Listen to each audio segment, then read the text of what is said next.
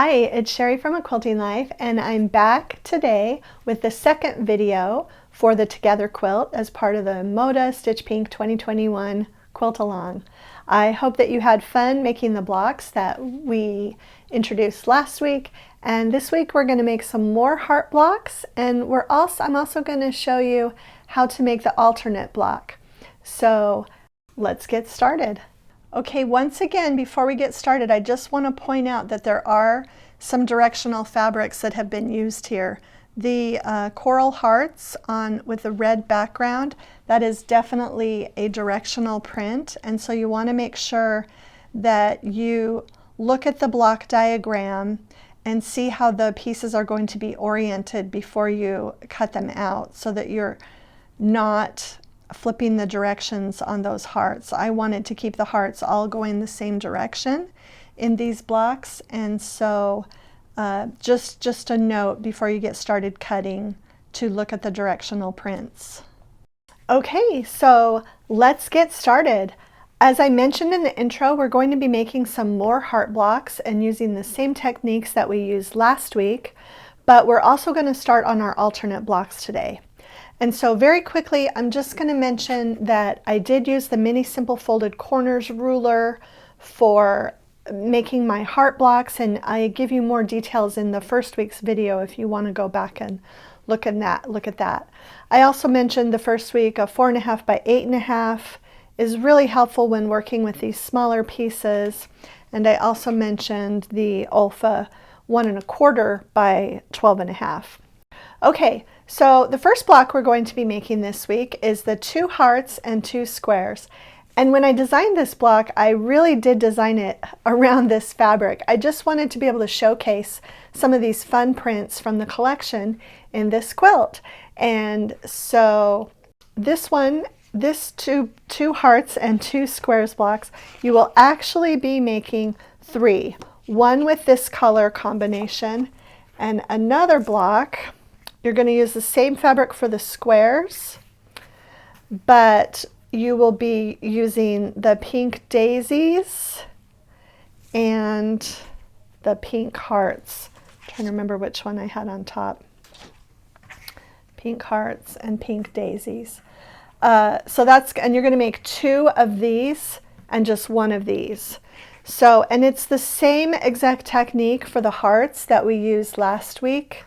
And so if you need to follow up on that, you can go look at that video for a really in detail showing of how to put those together. But 3 of these blocks, 2 of these, 1 of these. Okay, so the next one I'm going to get you started on today is 4 simple hearts. And you are only going to be making 1 of these blocks.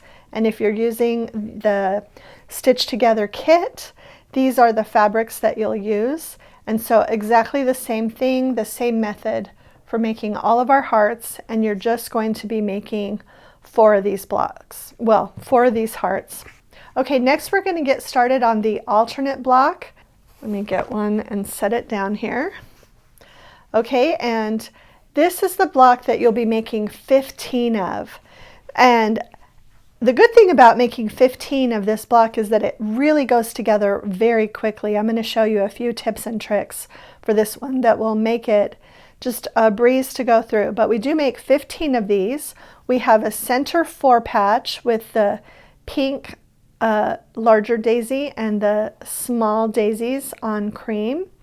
And then this center 4 patch fabric also runs through the 4 outer 4 patch blocks, and they're all, if you'll notice, they're all going the same direction. I just really wanted to create a if you look at the pattern cover, I wanted all of those lines to be going through the quilt in the same direction.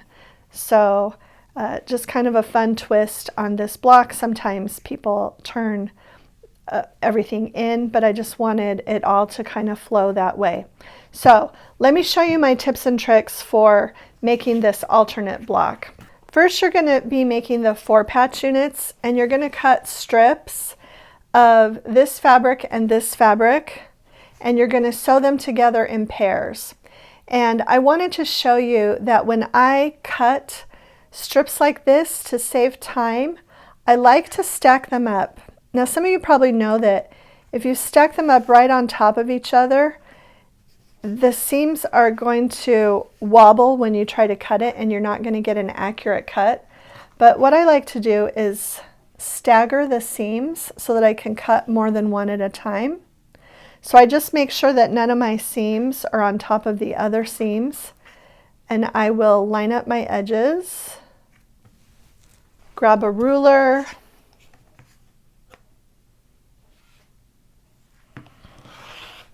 and I can cut multiple pieces this way. And you can even stack up more.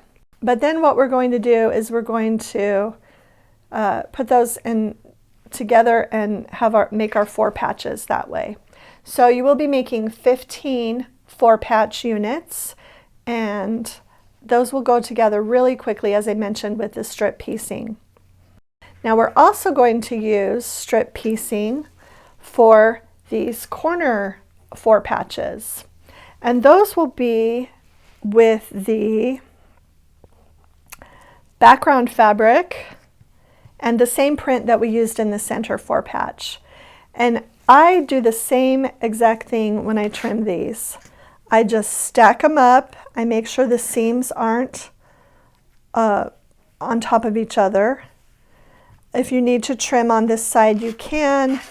And then you're just going to cut those pieces that you need for those smaller 4-patch units.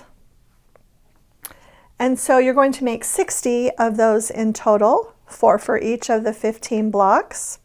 And once you've got all of those 4 patches made, and they really will go together quickly since you're using strip pieces, I'll just show you. I've got the block laid out here. You'll also be cutting rectangles out of your background fabric. And so each of these blocks will have the 4 small 4 patches, the 4 background rectangles, and your center 4 patch. And I did want to show you one other thing. Okay, so I'm going to show you, we're going to zoom in just a little closer. I'm going to show you how to achieve this on the back of your little 4 patches.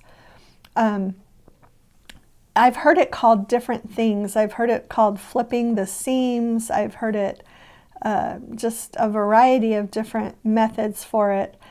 But basically what you do, you've sewn your block, you've pressed, the initial strip sets were both pressed to the dark, you nested those seams. And so instead of pressing this seam in one direction or the other, or pressing it open, you're actually going to just kind of separate, and this side will go that direction, this side will go that direction, and it gives you that little 4 patch in the middle. Helps your block to be extremely flat, and your quilter will love you, especially if you're hand quilting. They will, you or whoever quilts it will really be happy for that flat area. It just eliminates a lot of the bulk. I do it with all of my 4 patch seams. Okay, so I just want to show you one more thing before we finish for today, and that is the pressing on the back of the block. So we talked a lot about how we flipped these little center portions of the 4 patches, but I wanted to be sure and show you that when I added the 2 side pieces to the center 4 patch, I did press out toward those side piece units. And I did the same thing in the top row. I pressed toward that rectangle. So we're always going to be pressing toward the background fabric rectangles. And then when I sewed the 3 rows together, I actually found it easier to press that in toward the center of the block. It just seemed to be a lot easier to do it that way for me. So those are the final pressing instructions. Okay, and there you go. So we've got, this is how you lay it out, and you're going to make 15 of these, and you're also going to be making these little heart blocks that we started today. If you don't get all 15 of these made this week, don't worry, maybe just try to make 7 or 8 of them, because next week we're just going to have a heart block and we're going to be making 5 of them. It is a little bit more labor intensive, but I feel like you'll be able to finish up these next week as well. And that's it for today's video. Have fun sewing more heart blocks and getting started on your alternate blocks. Okay, so I hope that you'll enjoy making these fun heart blocks this week and also getting a start on your alternate blocks. I was going to hold off on these until later, but because you have to make 15 of them, I went ahead and introduced those today. Just remember that we'll have all the links that you might need in the description below. We'll have a link to last week's video if you're just joining in and need to catch up on that, and pattern information if you didn't already get one from your local quilt shop, and also the links to the tools that I mentioned and anything else that we've talked about in the videos. Hope that you enjoyed this video, and we will see you next week for the 3rd video in our series. Thanks so much for stopping by.